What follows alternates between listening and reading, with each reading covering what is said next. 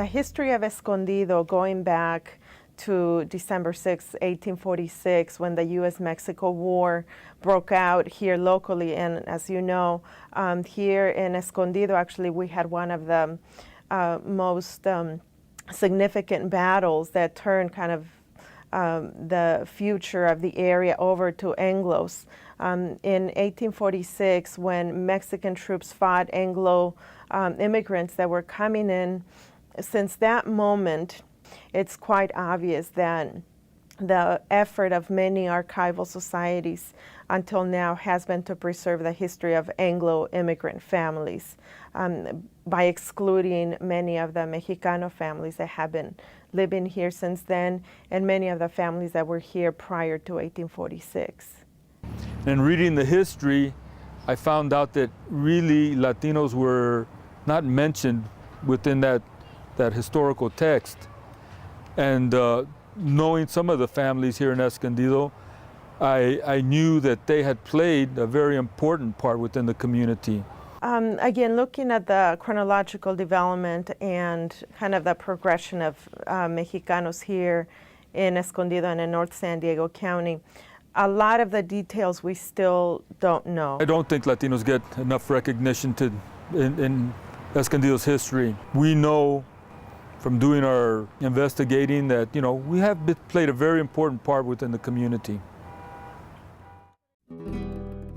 When I was doing research on Escondido and the Latino contribution, I spent some time down at the Historical Society going through some of the old photographs. And one of these photographs that I found, you know, it caught my interest because it was a photograph taken back in 1895, and it showed probably about 25 workmen digging it's called the water flue or a canal to bring water to Escondido.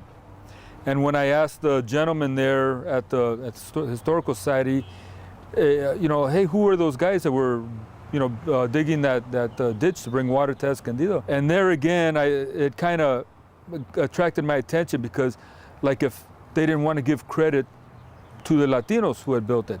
So to further, you know, to prove my point, I went and did some research on the photo, and I found out that those were Mexicanos that had dug that ditch that brought water to the city of Escondido, that helped Escondido grow the grapes to help, you know, build the city of Escondido. The turn of the century was very important for Mexicanos. During the 1920s, we do know that Latinos are an important part of the community here. As in many other communities, they were able to form a very strong community. Latinos were involved in establishing their own societies, their own assistance organizations. For example, I found records for many mutual aid societies that were called mutualistas. And these mutual aid societies were formed in Escondido because Mexican immigrants were coming in, and many of them had just arrived from escaping the Mexican Revolution that devastated all of Mexico. They played an important role.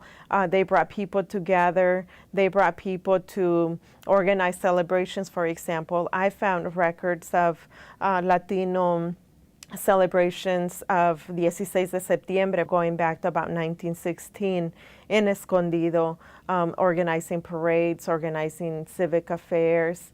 So the social, the political, and the cultural organizations were there. By, again, the 1930s, we do know that just because of the proximity to the U.S.-Mexico border, people were deported, and there were deportations that went on. But in fact, looking at the numbers and actually how many people were deported during the Great Depression, that's still not known.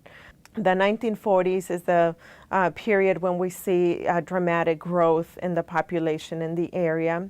Many immigrants are coming in, and again, it's when actually the U.S. government and the Mexican government officially enacted what is known as the Bracero program.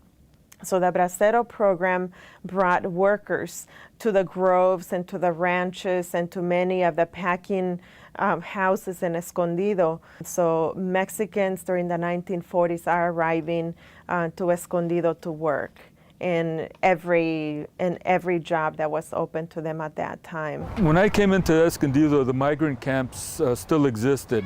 Probably the one that stands out the most was the one that was on the corner of Quince and Valley Parkway, where now stands the Escondido Transit Center.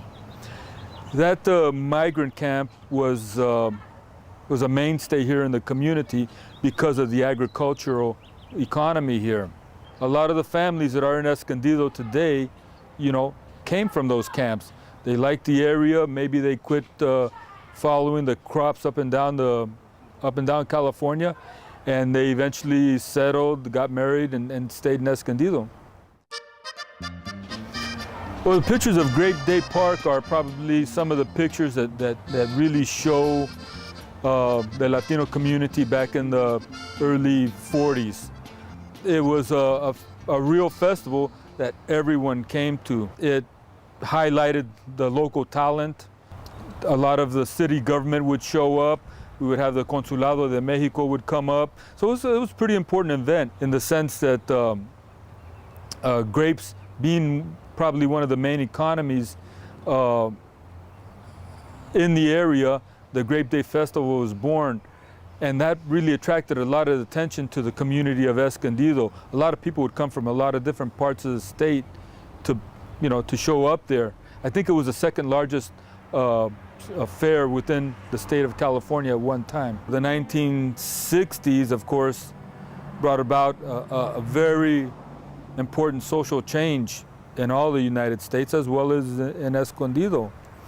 At that time, people finally realized that they could make a big difference in their lives and the way they lived, and how they could change their lives if they wanted to change their lives. And so in the 60s, I kind of believe it was somewhat of a social revolution.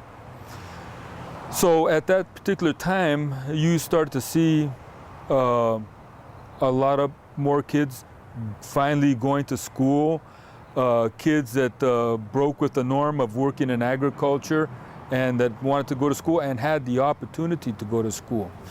But the most important thing is they found out that they could ask why. Why is this like this? Why is that like that?